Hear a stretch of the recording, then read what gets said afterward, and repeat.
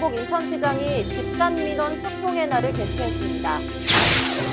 만 5세 초등학교 입학 학제 개편안에 대해 국민의 98%가 반대하는 것으로 나타났습니다.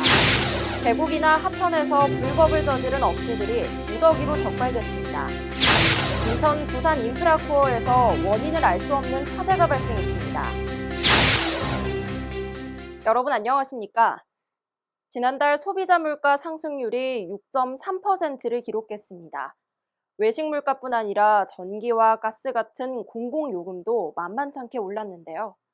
장마와 폭염의 영향으로 농축수산물 가격도 들썩이고 있어 불안 요인은 여전할 것으로 보입니다. 8월 3일 수요일 투데이샷 주요 뉴스입니다.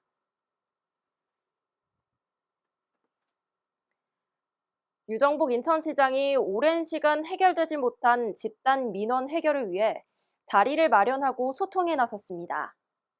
유정복 시장은 오늘 소접견실에서 논현동 소래습지 국가공원 지정 갈등과 서구 가정동 재건축 사업을 위한 토지 양도 요구 등 총 6건의 집단 민원 대표자들을 만났는데요.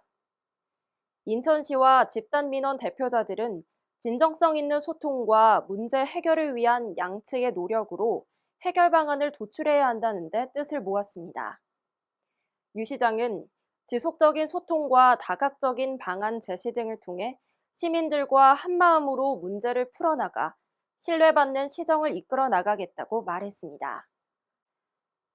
초등학교 입학 연령을 만 5세로 낮추는 학제 개편안에 대해 학생과 학부모, 교사 등 국민의 98%가 반대한다는 조사 결과가 나왔습니다.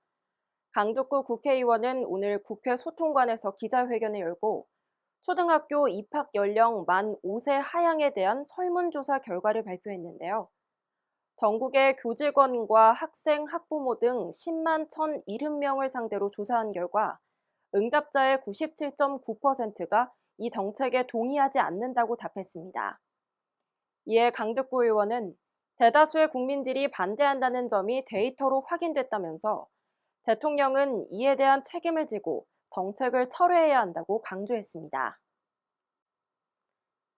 계곡이나 하천에서 무단으로 캠핑장을 운영하거나 음식을 판매하는 등 불법을 저지른 업주들이 경기도 특사경에 무더기로 적발됐습니다. 경기도 민생특별사법경찰단은 지난 6월 말부터 가평 유명 계곡 등 도내 주요 계곡과 하천 등 361곳을 단속해 68건의 불법 행위를 적발했다고 밝혔는데요.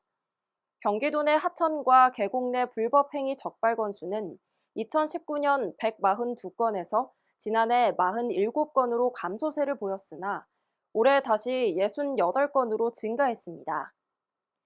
경기도 특사경은 하천과 계곡 등 휴양지에서 불법 행위가 되풀이되지 않도록 무관용 원칙으로 관리해 나갈 것이라고 말했습니다. 인천 동구에 있는 두산 인프라코어에서 원인을 알 수 없는 화재가 발생했습니다. 인천 소방본부에 따르면 어제 오후 6시 16분쯤 인천 동구 두산 인프라코어 공장 영구동에서 불이 났다는 신고가 접수됐는데요. 소방당국은 대응 1단계를 발령하고 1시간여 만에 불을 완전히 진압했습니다.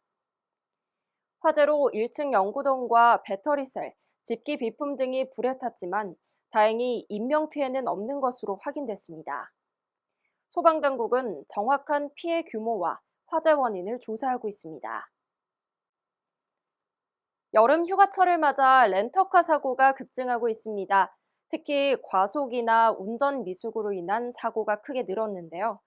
렌터카 운행 시에는 차량의 기능을 정확히 파악하시면서 운전이 미숙하다면 다른 교통수단을 고려하셔야겠습니다. 뉴스를 마칩니다. 시청해주신 여러분 고맙습니다.